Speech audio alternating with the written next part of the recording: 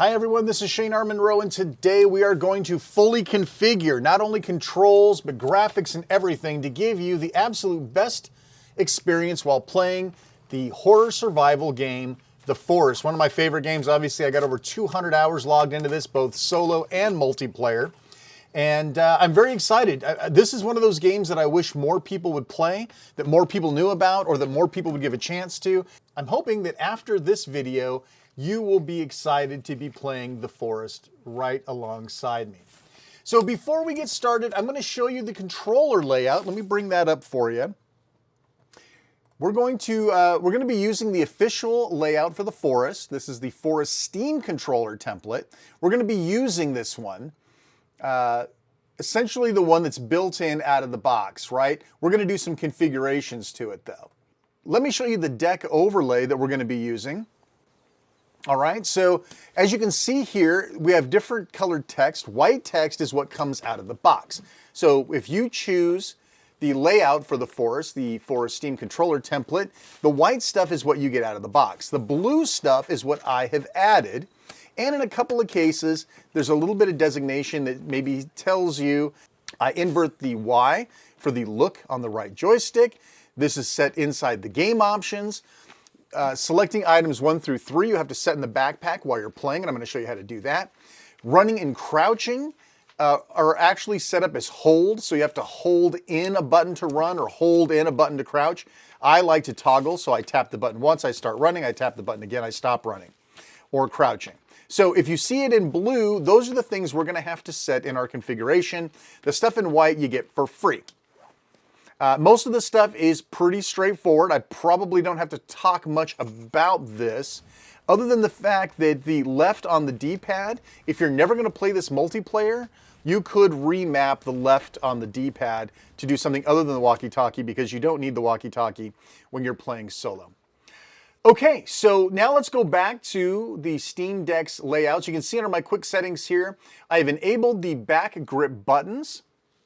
And I've done a couple of different things. The easy peasy things, of course, probably much like yourself, clicking in the left analog stick or the right analog stick or the L3 and R3, I have remapped to the back grips. I absolutely loathe clicking in analog sticks. Clicking in on analog sticks just isn't natural. It never has been to me, and that's one of the reasons why I only use an Elite 2 controller when I play PC games, because I need those back paddles. Plus, it's a lot harder if you have to hold them in the whole time. It's harder to run and move. So I immediately map almost every single game that has controls like melee or run. I immediately map those to L5 and R5. Those are the bottom back grips. And then for L4, I take the left bumper, and I almost always take the right bumper too. The Steam Deck is very, very comfortable for my big hands, but getting to the bumpers, especially if you're like heavy in combat, when I'm playing Overwatch, for example, I'll also remap the left and right bumpers to L3 and R4. I'm sorry, L4 and R4. In this case, though, the game itself doesn't have a lot going on with the right bumper. It's very rarely used. It's used for various aspects of crafting, so it's not really critical. So instead, I took R4 and I assigned it to 3 separate keystrokes. The 1 key, the 2 key, and the 3 key. 1 is if you just press the button. The 2 key is for double press, so if you tap on the R4, you'll get the 2. If you long press on the R4, you'll get a 3. And so these are basically inventory shortcuts that you can immediately get to items. Medicine, food, your primary weapon, right? And these are all set inside the backpack inside the game. And of course, as you saw, the R5 is the right stick click. So a lot of people aren't really clear on how to do this. All you really have to do is enable the back grip buttons. And these are all pretty straightforward, right? You click on one of them, you click what you want it to do, and you're done. Now these other ones are a little more squirrely, and it's pretty simple to do this. Let's go over to the L5 button, and let's say that we were going to add a double press or a long press here.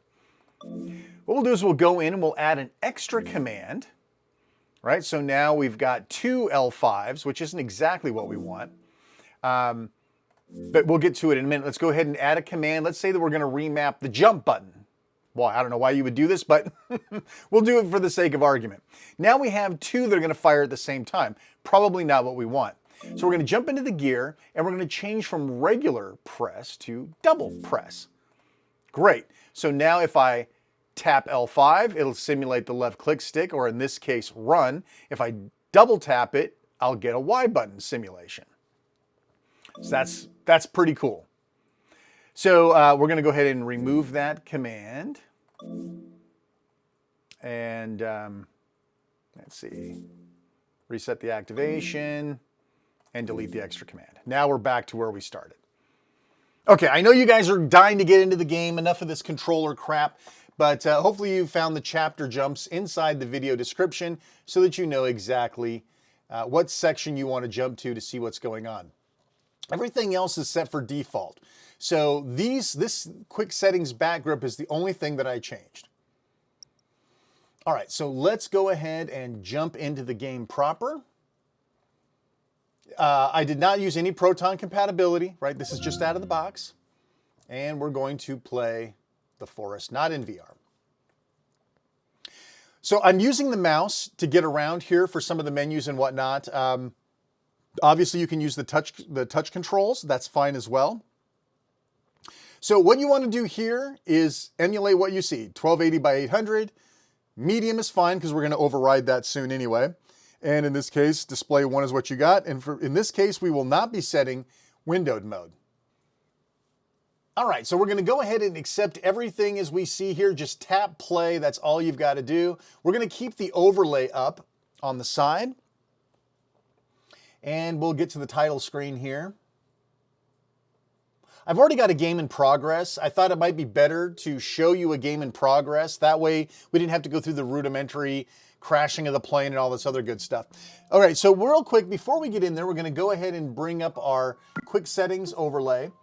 And as you can see here, I'm going to run through my settings, which is nothing exciting at all.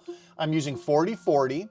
And this game, with any sort of graphic fidelity that I felt was worthy of the game, I could only max out between 45 and 55. So I went ahead and locked it down to 40. And even with 4040, there are occasions when it does dip under just a little bit, and I'll try to show you an example of that.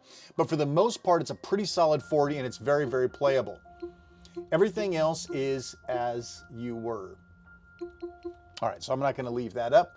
Go ahead and get rid of that. Now jump over to the options. Again, you can use the touchscreen for all of this. You can actually use the controller too. A couple of things you want to look at. First off, we're not going to touch any key bindings. Leave them alone. Go to controls. And if you're like me, you don't want to hold to crouch or hold to sprint. You can switch from hold to toggle. Gamepad rumble is on. I use invert look. This is where when you push down to look up and up to look down. It's standard cockpit, standard first-person perspective type video gaming. There's a huge debate going on right now on some forums, some threads, some subreddit, arguing about what's better, invert look or not. I'm an invert look guy, so that's where you set it. We're gonna leave the X and Y sensitivities at default. That is totally at your discretion. Some people want to be able to whip that around, some people don't. Most important though, make sure you have advanced controller support X input turned on. Great, and you'll see the allowed devices down here, which is exactly what we wanted to see. Over to gameplay. I would leave this alone. I mean, this is the way they intended you to play the game. I would leave it alone. Now, display and graphics, we're going to be doing some stuff in there. So the first thing you're going to do is change your preset from medium to high. I know mine says custom because I've already gone in and dallied around with all the different settings. So on this screen though, I would definitely recommend cranking up caves and night brightness all the way to the top. Contrast, you might play with that on your own. World and day brightness seems to be okay here. No max frame rate. Full screen can be on, it doesn't matter in this game. VSync is off. Field of view, I would leave that alone. This is default to DirectX 11 and your resolution. So if you change this preset to high, that will change all of the functions or all of the settings here in graphics. I have gone through and tailored these. Now, unfortunately, I didn't write down which ones I changed, so we're just going to run through them. Medium anti-aliasing, medium shadows. Listen, I played around with a bunch of these. I spent a good full hour tinkering around, trying to figure out what the best bang for the buck is.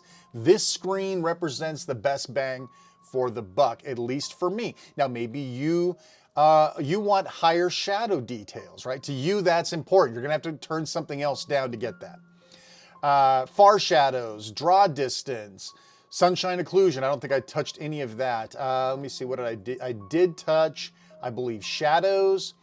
I messed around with the grass, but it didn't seem to really matter. Ocean quality, I left almost all of this exactly the same. Motion blur, I think I turned down to medium. Maybe you don't like some of these other settings. You could probably turn those off and crank up your frame rate. To me, this is the way I've always played the game. This is the way I feel the game should be played. Film grain, it's a personal preference, on or off. Color grading, this was set for original on the deck. I highly recommend you change to modern color grading. It definitely improves the visuals of the game in terms of this game you'll be playing a lot in the dark and in the shadows. And if you can't see anything, it ruins the game. You want to see enough to be afraid, but not too much that it ruins the ambiance. The modern color grading seems to be a really good setting, and I didn't mess with either one of those, I don't believe. So these are the settings you want. These are the display settings, and once you monkey with anything on this graphics screen, it will change this to custom. So leave it alone once you've done all your settings. All right, so now you've got all the settings. You've got everything you need to know in order to play the game. So let's go ahead and take a look. Now I'm going to switch back over to the deck now. I'm going to use the deck's native controls, and I'm going to continue an existing game. This is a couple of days in. This game has full day and night cycles. The further in you get, the more, how do we say it? The more aggressive that the mutants get. There's not going to be any hints or clues in this game, in this video about the game. We are a couple of days in. I've already built an alpine ski chalet to hang out in. I've already built some defenses around my base. I've already done a little bit of exploring. I've been knocked down and dragged to the cave. The initial knockdown will put you in a cave, and inside that cave are a lot of good things for you to get in on. So that's not a bad thing. Okay, so I'm going to crawl myself down here and look around a little bit, give you some visuals. As you can see, the 40 FPS is pretty solid. You will see that go down a little bit, like at night when this whole giant area is lit up by this bonfire. You will definitely see some dropped frame rate. And when you're doing some exploring in new areas, just like any other game with shader caching and that sort of thing, you can see what I mean by it's kind of dark. And it's sunrise right now, so it's supposed to be a little bit dark. As the sun comes up, you will definitely get to see more. As you can see here, we've got tons of things going on. There's berries to grab and eat. This game is pretty self-explanatory. All right, I've got a spear. I've already upgraded my spear. I'm ready to do battle if I need to. As you can see, the game looks pretty good. I mean, obviously there's a lot of, you can see the lines are broken up. Now remember, this is going through my Elgato, so I am playing this on a big screen monitor. When you're playing it on a small screen, I assure you, it does not look quite as low resolution. It looks pretty good. All right, so we'll go ahead and look around some of our controls. See, we've got a lighter that we can light ourselves up nearby when it's dark or dusk or dawn, really, in this case. You can see some flags I put in the background. Those are cave entrances that I've already discovered. I already have my map, which is something you'll find in your first cave run. So you can see I've already found a couple of cave entrances, and the map will update in real time, which is pretty cool. Oh, I must have started, it must be getting darker, not lighter. Hang on a second. Let's go head back to the house. You can see all of your homes have a home indicator, so you'll be building more than one, folks. You'll be building many of them. Of course, there's stamina and all that. I'm not going to teach you how to play the forest in this one. I just want to kind of run around and show you what it looks like. And we'll get over here. It's nice and dark now. I'm stuck on something.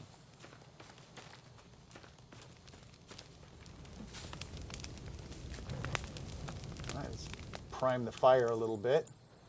And it's dark. I mean, it's dark outside. You probably don't want to be running around. You'll be running around with your little Bic lighter here, right? Use the darkness to do some gathering. Maybe you chop down trees, the mutants will probably hear you and come and investigate, right? But you can see it looks pretty good. And yeah, right, see, now that it's dark, you can see we're dipping into the mid-30s. It's all of this lighting in this open area, right? I don't tend to run around a lot at night because it's really hard to see and you get jumped by the natives. Probably not a good idea anyway. So I figured instead of tweaking endlessly, trying to squeeze out another 3 or 4 FPS at night, I'll be spending most of my time in the day, in the daylight. So, all right. So what I'm going to do is since you can go ahead once you've built something like this A-frame, you can sleep essentially. So I'm going to cycle through, holding down X. I'm going to cycle through to daytime, and now it's going to get lighter instead of darker. That'll be a lot better. You can see you have standard survival stuff, food, water, all that stuff. I'm going to do a separate video teaching you guys how to play the forest. There's a bird that I'd like to just smack right there. I might be able to hit him too. I get him? Nah, all of this stuff probably fell. All right, and on the D-pad, you see we've got our survival book pop up. That works great.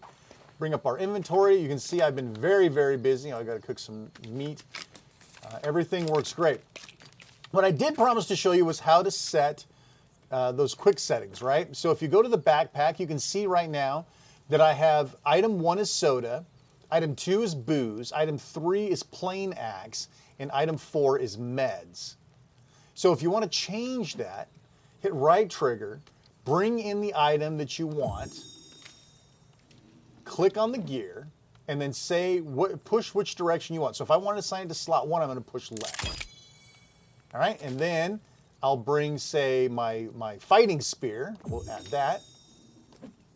We'll add that to number 2, so down. And then I will put soda as number 3 or right. And my plain axe, which is my fallback, or you could put a rock, you could put whatever you wanted over there. Medicine, of which I am out of right now. Coins, whatever you want to do. Dynamite. Yes, you could put all of that. I will go ahead. You know what? I'll put my Molotovs on there. That's good. I'll make that number 4. All right. Now I've got all of my shortcuts. So now let's put these into practice. So if I tap R4 once, I get my axe, double tap, I get my spear, long press,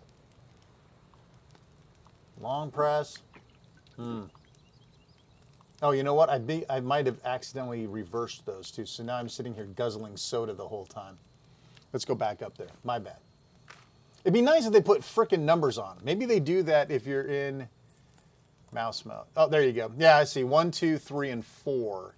So 3 was soda and 4 was Molotov. So, yeah, so I don't have one set for 4, right? So I have to go back and put my Molotov on 3. Let's go ahead and combine. Molotov.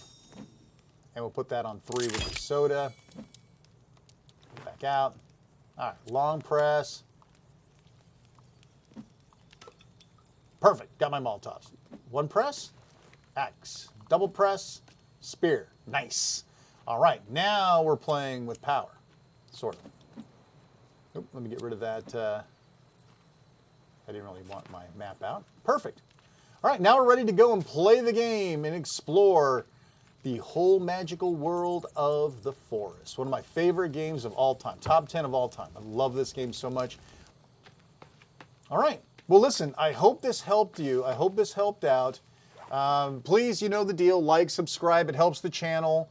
Blah, blah, blah, all that fun YouTube stuff. Listen, I hope you enjoyed it. Yeah, again, look out. I may do a beginner's guide to the forest. I love this game so much. I would like to help people get the most out of the game. And if you have any questions, please leave them in the comments. I will answer every single legitimate question. Thanks again so much for watching. I'm Shane R. Monroe. Take care.